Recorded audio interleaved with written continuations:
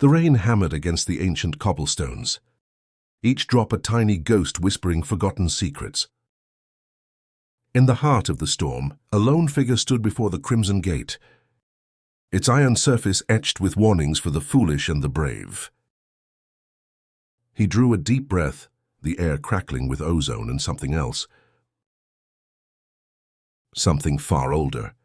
His fingers, stained with ink and stardust, danced in the air, weaving threads of pure, raw magic. With a whispered word, a bolt of violet energy, darker than a midnight bruise, slammed into the gate, not with brute force, but with a cunning, mischievous glee. The locks didn't break. They giggled, then dissolved into a cloud of iridescent butterflies. Fluttering away into the storm, he smirked, pushing the now unlocked gate open with a single, nonchalant finger. So you think you know wizards? You picture dusty old men in towers, buried in books, muttering about prophecies and the cosmic balance. Adorable. Let me introduce you to a different school of thought. The kind of magic that doesn't just read the rules of reality, but scrolls funny doodles in the margins. This isn't about preserving order. It's about seeing just how beautifully it can be rearranged. This wizard is an artist, and their canvas is causality itself. They are the glitch in the grand design, the unexpected plot twist, the chaotic neutral footnote that becomes the main story. Where does this power come from? Not from humble prayer or a pact with some questionable entity. No, this is pure intellectual might. It's the power of knowing. Knowing the secret names of the stars, the mathematical formula for a sunrise, and the precise vibrational frequency of despair. But knowledge alone is boring. The trick is in the application. Our wizard doesn't just cast spells. They conduct a symphony of arcane absurdity. They pull threads of shadow from a forgotten corner, twist them into a playful spectre that trips up a charging knight, and then weave moonlight into a temporary bridge over a chasm, only for it to melt into a shower of harmless glitter the moment they're safely across. Their magic is a performance, a grand, cosmic joke, where the punchline is often a reality-bending explosion. How do others see them? With a mixture of awe, terror, and profound confusion? To the common folk, they are a walking paradox, a bringer of wonders who might enchant the village well to produce sweet cider one day, and accidentally animate all the garden gnomes to start a tiny, adorable revolution the next.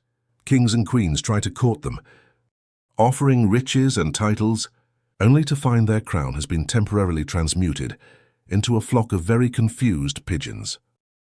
Other spellcasters watch with a kind of academic horror.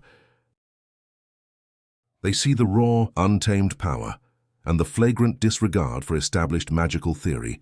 They call it reckless, unstable, irresponsible. Our wizard just calls it a Tuesday. Playing this class feels like being the universe's favorite agent of chaos.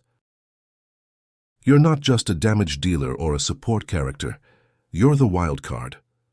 You're the one the whole party looks to when the plan has gone completely sideways. Your spellbook isn't a toolbox. It's a toy chest filled with delightful, reality-warping implements.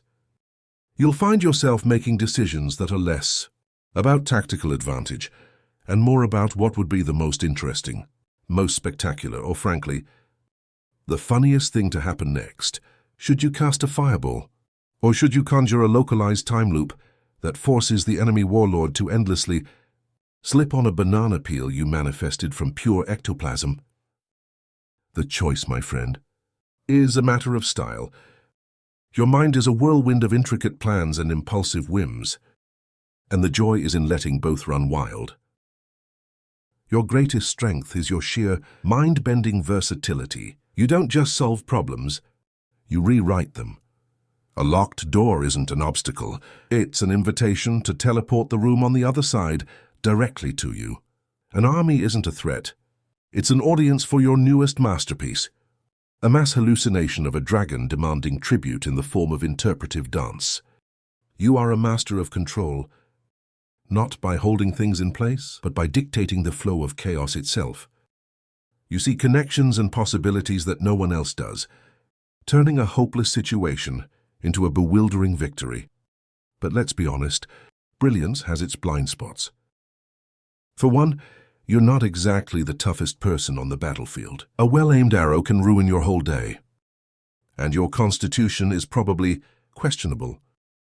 Years of staring into the abyss and surviving on caffeine and pure spite does take its toll. Also, your grand plans have a tendency to spiral.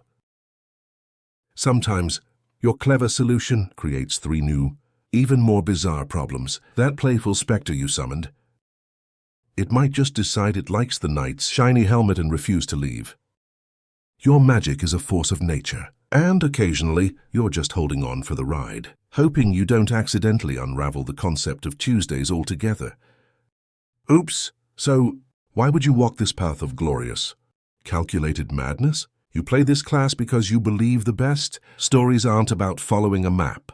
They're about drawing a new one. You crave the thrill of wielding cosmic power with a smirk and a wink.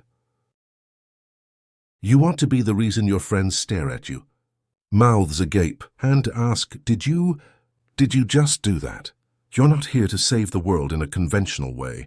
You're here to make it a much more interesting place.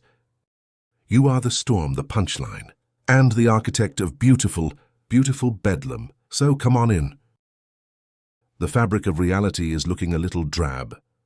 Don't you think it could use a splash of color?